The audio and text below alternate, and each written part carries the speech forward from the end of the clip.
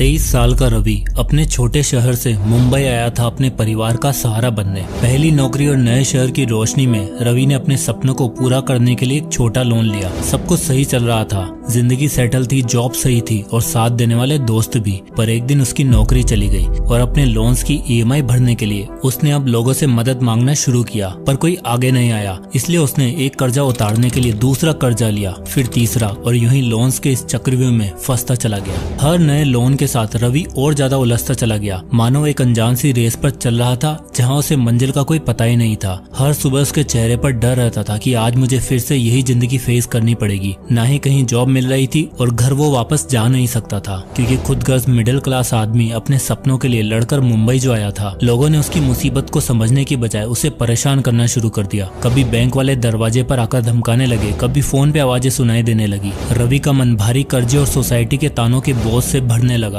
एक दिन जब सब कुछ बर्दाश्त से बाहर हो गया, तब रवि ने वो किया जो एक मजबूर कर्जे में डूबा इंसान करता है, और चिट्ठी में लिख कर गया, मैं थक गया हूँ इस कर्जे के बोझ से, इन लोगों की धमकियों से। शायद मेरे जाने से कुछ बदलेगा, पर मैं अब यहाँ नहीं रह सकता। दोस्तों, ये कहानी है आज के हर तीसरे मिडिल क्लास इंसान की, जहाँ अपनी इच्छाओं और जरूरतों को पूरा करने के लिए उन्हें लोन्स के अलावा कोई और ऑप्शन ही दिखाई नहीं देता। आता हुआ पैसा सबको अच्छा लगता है, भले ही काम करके आए या बैठे बैठाया आए। इसलिए 10-15 हजार की नई नई नौकरी लगते ही लोग सोचते हैं कि अब मेरे घर में सब कुछ होना चाहिए, AC, TV, बाइक या गाड़ी। लेकिन वो ये नहीं जानते कि जिस चीज की वो इच्छा कर रहे हैं वो उनकी सैलरी के अमाउंट का 4 से 5 गुना है, और न जाने कब वो आता हुआ पैसा सारी परेशानियों का सबसे बड़ा कारण बन जाता है। यही रीजन है कि बहुत से लोग कहते हैं money can not buy you happiness, money bring destruction. पर दिक्कत मनी में नहीं है, ग्रीड फॉर फास्ट मनी में है। और इस ग्रीड को पूरा करने के लिए हम वो हर कदम रखते हैं जो हमें सिर्फ बर्बादी की ओर लेकर जाता है। उसमें से सबसे बड़ा कदम है लोन्स। और मैं यकीन के साथ कह सकता हूँ कि आज जितने भी लोग ये वीडियो देख रहे हैं या मुझे सुन रहे हैं, उनकी जिंदगी की भी सबसे बड़ी प्रॉब्लम होगी ये कर्जा। देखो, आप सबको ये बात पता होनी चाहिए कि मेहनत से कमाए हुए पैसे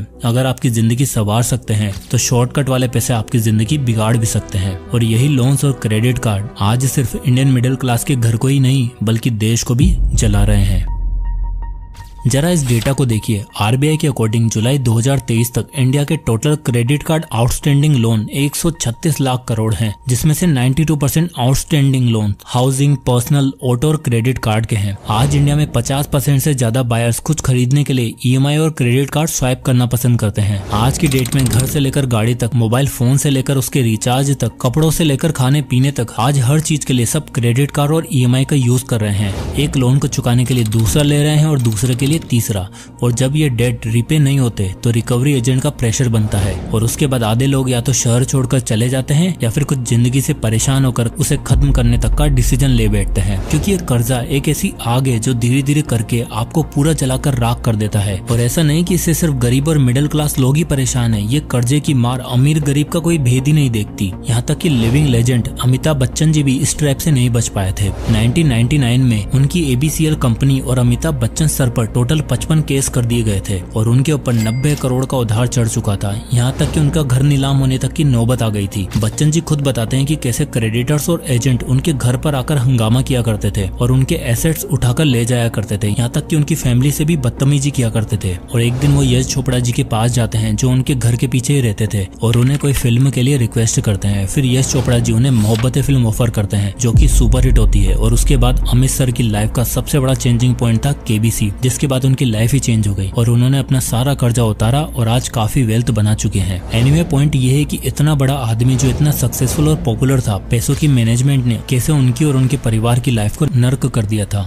एक जमाना हुआ करता था जहां लोग क्रेडिट कार्ड्स, लोन और कर्जे का नाम सुनकर डरा करते थे, पर आज हमारे दिमाग को इस तरह से ट्रेन कर दिया गया है कि लोन्स और EMI हमें नेसेसिटी लगती है। हमारी परचेजिंग फ्रीक्वेंसी इस कदर बढ़ा दी गई है कि अगर एक आदमी को 20-25 हजार का नॉर्मल सा फोन भी चाहिए होता है ना, तो वो भी जाकर 1.5 लाख का आईफोन उठाकर ले आता है, क्योंकि उसे पता है कि EMI से मिल जाएगा। आज की डेट में लोग ये नहीं सोचते कि लोन लेने की जरूरत है, बल्कि मिल रहा है तो उठा लो सोचकर कर्जा चढ़ा रहे हैं। और इसी वजह से आज हम सब एक ऐसे ट्रैप की तरफ खींचे चले जा रहे हैं जहाँ सिर्फ मेंटल स्ट्रेस, प्रेशर, आर्ग्यूमेंट और यहाँ तक की मौत भी हो सकती है। और आज की ये वीडियो मैं सिर्फ इसलिए लेकर आया हूँ ताकि आप लोन के इस ट्रैप में ना फंसो, और अगर मजबूरी में आपको लोन लेना पड़ भी रहा है तो उसे सही से कैसे मैनेज करना है। आपको ये भी समझना जरूरी है कि एक डेट ट्रैप के अंदर कई सारे ट्रैप्स हैं जिनसे बचना जरूरी है। और अगर आप सच में मनी मैनेजमेंट और कार्ड कंपनीज की इस डार्क रियलिटी को समझना चाहते हो तो ये वीडियो आपके लिए गेम चेंजर साबित हो सकता है। साथ ही मैं आपको बता दूं कि इस वीडियो के लास्ट सेक्शन में हम आपको कुछ ऐसे सॉल्यूशन भी बताने वाले हैं जो आज से पहले इंटरनेट पर शायद ही किसी ने बताए होंगे। इसलिए मैं चाहूंगा कि ये वीडियो आप पूरा एंड तक जरूर देखें, क्योंकि पैसों का मिसमैनेजमेंट होना, इस ट्रैप में फंसना, ये सिर्फ एक दिन की बात नहीं है। इसका बीज आपके मन में धीरे धीरे बोया जाता है, जो आपके दिमाग पर सवार होकर पहले आपकी लाइफ, फिर आपके रिलेशन और एट लास्ट आपके करियर गोल्स को निकल जाता है।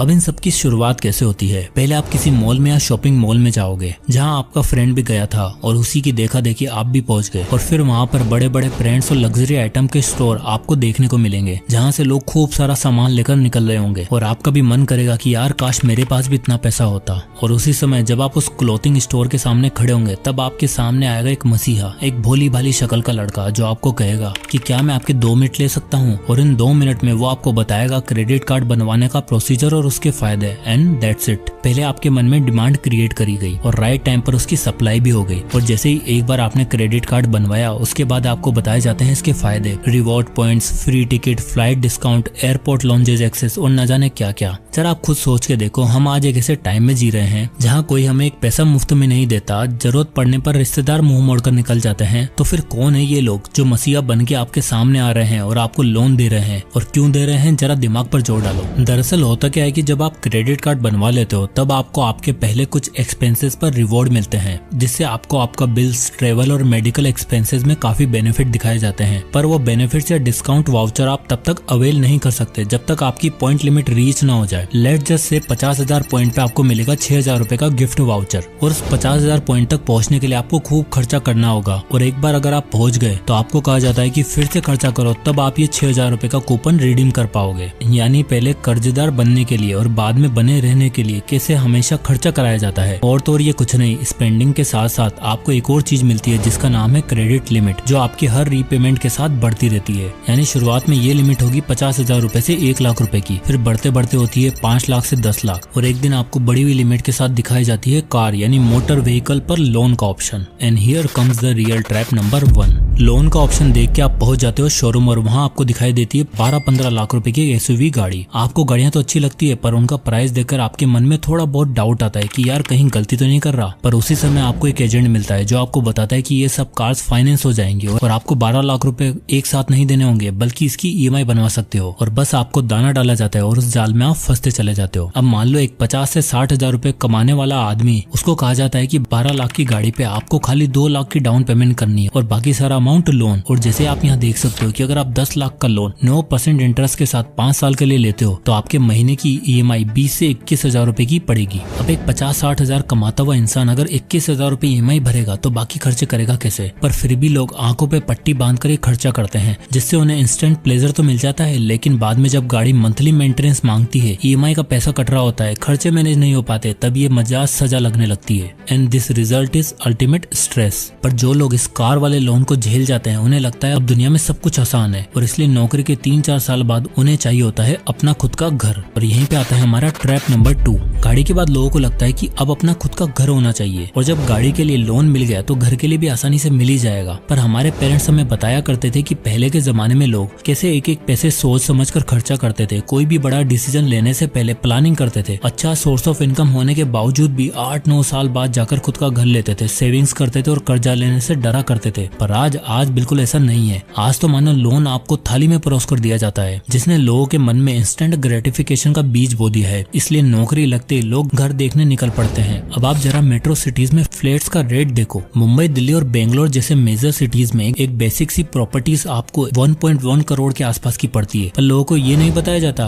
क्योंकि 1.1 करोड़ सुन के कोई प्रॉपर्टी नहीं खरीदेगा। इसलिए लोगों के लिए लगाया जाता है ट्रैप। पाइए 75 लाख तक का लोन, इजी होम लोन जैसी स्कीम दिखाकर कस्टमर को अट्रैक्ट किया जाता है। और जब आप प्रॉपर्टी लेने जाते हो तब आपको मिनिमम डाउन पेमेंट करने के लिए कहा जाता है। फॉर एग्जाम्पल, अगर आप 1.1 करोड़ की प्रॉपर्टी लेने गए, वहाँ आपको 20 से 25 लाख रुपए की डाउन पेमेंट करने के लिए कहा जाएगा, और आपको 60 से 70 लाख रुपए तक का लोन मिल जाएगा। अभी 70 लाख के लोन का ईएमआई स्ट्रक्चर देखो। तो अगर आप 20 साल के लिए 9% के हिसाब से लोन लेते हो तो इस एक फ्लैट के लिए आपकी मंथली EMI देनी पड़ेगी 62,981 रुपए। और आप यहाँ पे अगर देखोगे तो आपको 70 लाख के लोन पर 81 लाख तो सिर्फ और सिर्फ इंटरेस्ट देना पड़ रहा है। और अगर कुछ भी जरा ऊपर नीचे हो गया और EMI डिले करनी पड़ी या पेमेंट डिफॉल्ट किया तो सबसे पहले आपका हाथ आपके घर पर ही जाएगा। पर इस बात को लोग समझते नहीं है। लोन के झांसे में उन्हें ऐसा फंसाया जाता है कि उन्हें दुनिया में सब कुछ आसान लगने लगता है और फिर वो एक एक करके हर छोटी बड़ी चीज के लिए लोन लेना सही समझते हैं। और कब एक नॉन कंज्यूमर से उन्हें एक रेगुलर कंज्यूमर बना दिया जाता है उन्हें पता भी नहीं चलता, क्योंकि इस पूरे साइकिल में उन्हें कुछ ऐसी गलतियां करने पर मजबूर किया जाता है जिनका उन्हें अंदाजा भी नहीं होता। अब होता क्या है कि लोगों को इजी एक्सेस और क्रेडिट कार्ड मिलने की वजह से वो अपने ओरिजिनल कैश अमाउंट को भूल ही जाते हैं और अपनी लाइफ के हर छोटे बड़े खर्चे के लिए क्रेडिट कार्ड स्वाइप करते हैं। मूवी टिकट्स क्रेडिट कार्ड से खरीद लो, रेस्टोरेंट का बिल क्रेडिट कार्ड से पे कर दो, शॉपिंग करने गए हो कार्ड स्वाइप कर दो, ऐप से फूड ऑर्डर करना है कार्ड से कर दो। तो कांग्रेट्स, अब आप मल्टीपल लोन्स के मालिक बन चुके हो या स्लेव बन चुके हो। और इसी में अक्सर लोग एक और बड़ी गलती कर देते हैं कि उन्हें जो रीपेमेंट के लिए 15-20 दिन की विंडो मिलती है ना, उसमें वो कभी भी लोन नहीं चुकाते और ड्यू डेट टाइम पर क्लियर ना करने की वजह से आप पर लगता है इंटरेस्ट, जहां ये कार्ड कंपनियां बड़ी शातिर तरीके से आपके साथ खेलती हैं। आपको बोला जाता है कि मात्र 3 से 4% इंटरेस्ट लगेगा और आपको लगता है बस 3-4%, इसे तो हम आराम से चुका देंगे। बट वेट,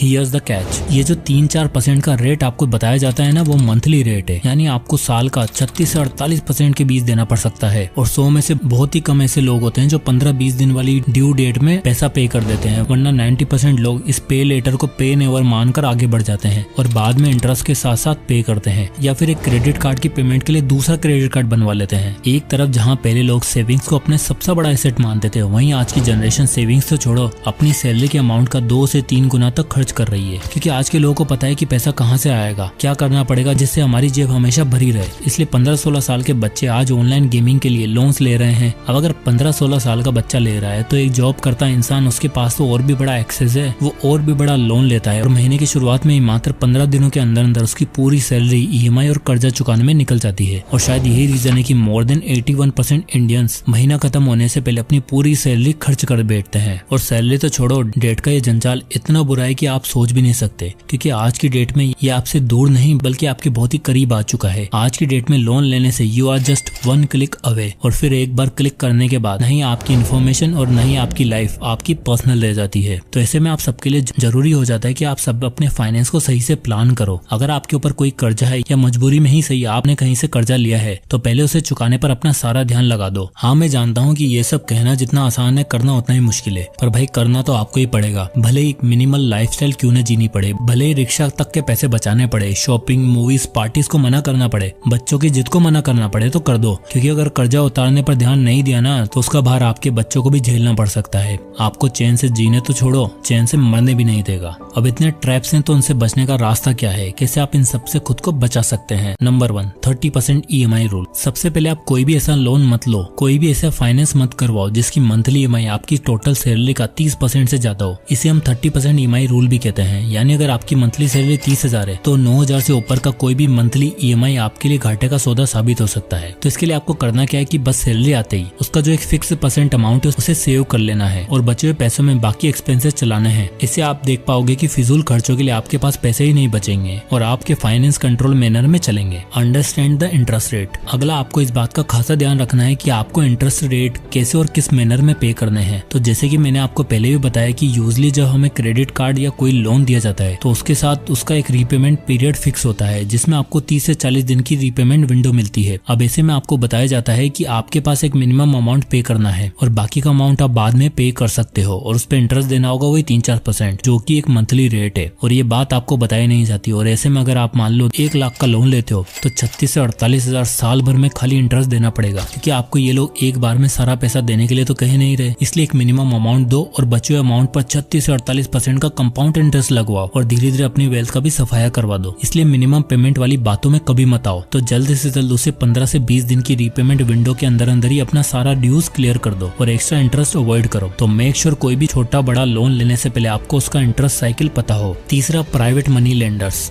अब कभी कभार क्या होता है कि क्रेडिट कार्ड कंपनी डिफॉल्ट और लेट फीस की वजह से आपको लोन देने से मना कर देती है, जिससे होता क्या है कि सिंपली आपका क्रेडिट स्कोर गिर जाता है और जैसे आपका क्रेडिट स्कोर खराब हुआ तो आपको लोन्स के लिए दर दर ठोकरें खानी पड़ती है क्योंकि आपको कहीं पर लोन ही नहीं मिल रहा होता। और ऐसे में आपके सामने आते हैं प्राइवेट मनी लेंडर्स, जो आपको लोन तो देते हैं पर एक शर्त पे, यानी बाकी सभी से 2 गुना या 3 गुना इंटरेस्ट चार्ज करेंगे। और ऐसे में एक इंसान जिसे अभी उधारी की आदत पड़ गई है, कर्जे का नशा हो गया है, वो इंटरेस्ट बिना देखे पैसा उठा लेता है और प्राइवेट मनी लेंडर्स का शिकार बन जाता है। हैरानी की बात यह है कि गवर्नमेंट ऑफ इंडिया ने इन प्राइवेट मनी लेंडर्स के लिए एक स्लैब सिलेक्ट किया हुआ है, यानी 10 से 15% या मैक्स टू मैक्स 17%, इससे ज्यादा कोई भी चार्ज नहीं कर सकता। पर सरकारी कागज पढ़ने का टाइम किसके पास है, इसलिए रूल्स और रेगुलेशन बिना जाने लोग घुस जाते हैं 20-25 तक का इंटरेस्ट पे करने के लिए। यानी अगर आपने 10,000 रुपए उधार लिए हैं तो आपको हर महीने 2,500 रुपए सिर्फ और सिर्फ ब्याज देना पड़ेगा। और इतना ही नहीं, टेक्नोलॉजी के आने से आज की डेट में ये प्राइवेट मनी लेंडर्स को इंसान नहीं बल्कि थर्ड पार्टी ऐप चला रही है। और इनमें से तो कई सारी फेक चाइनीज ऐप है जो लोगों से उनका डेटा, उनके डॉक्यूमेंट्स और मोबाइल एक्सेस से उनकी सारी पर्सनल फोटोज और वीडियोस निकाल लेते हैं और फिर उन्हें ब्लैकमेल करते हैं मोटी रकम मांगकर। और ऐसे में एक लाचार मिडिल क्लास इंसान किसी से मदद मांगने की बजाय अपने आप को खत्म करना ज्यादा सही समझता है। सो मेक श्योर आप प्राइवेट मनी लेंडर्स को लीगल इंटरेस्ट पे करें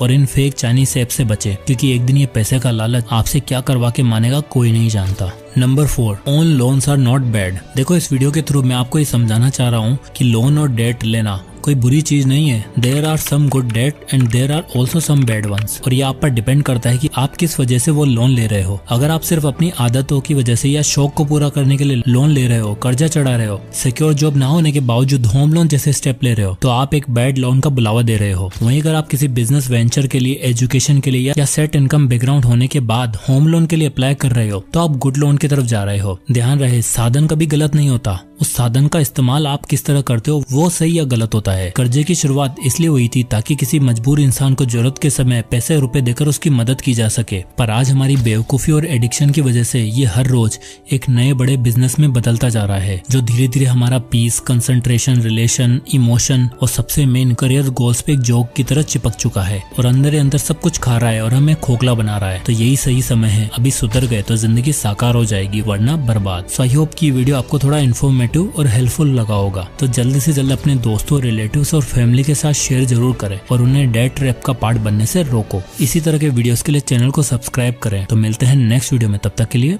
जय हिंद।